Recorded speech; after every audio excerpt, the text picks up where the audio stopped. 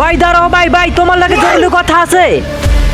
আরে কি হয়েছে, জড়িয়ে ধরছো কেন? আরে ভাই বিপদ হয়েছে। আরে ভাই তোমার হাতে ওটা কি লেগে আছে? আরে ভাই ওটা কিছু না, ওটা রং করতে গিয়ে হাতে লেগে গেছিল। এখন দ্রুত চলো, মালিক ডাকছে। আচ্ছা আচ্ছা ঠিক আছে চলো। হ্যাঁ ভাই চলো চলো। মালিক এত জরুরি ডাকলো কেন? হ্যাঁ তুমি যাও, আমি আসতেছি।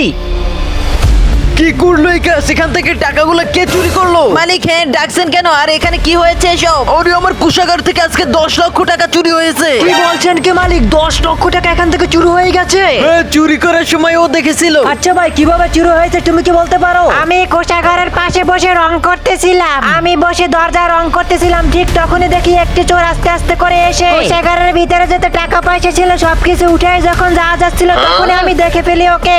আরে দাঁড়া দাঁড়া, চোর, ওকে কেউ ধরো ধরো। আরে মালিক মালিক আপনি কোথায়? সবকিছু নিয়ে গেল।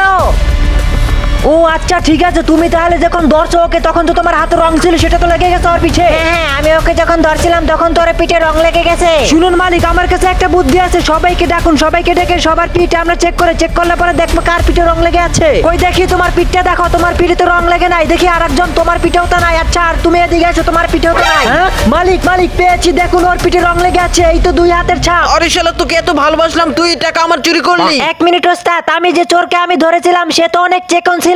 আরে এ তো খুব মোটা। আরে কি তুমি মোটা চেকন বাস্তাছো? তোমার হাতে রং লেগেছে, ওর পিঠেও দেখে রং লেগে আছে। কোথায় আমার 10 লাখ? আচ্ছা মালিক, আমাকে যখন আপনারা চোর বানাবেন আমার একটা কথা ছিল, আমার কথাটা শুনতে হবে। আমি তারপর স্বীকার করবো আমি চোর কিনা। এখন আপনি আমার সাথে এক জায়গায় যাবেন। আচ্ছা ঠিক আছে, পালানোর চেষ্টা করবে না। আচ্ছা তোমরা এখন চলে যাও, আমি ওর সাথে কথা বলতেছি।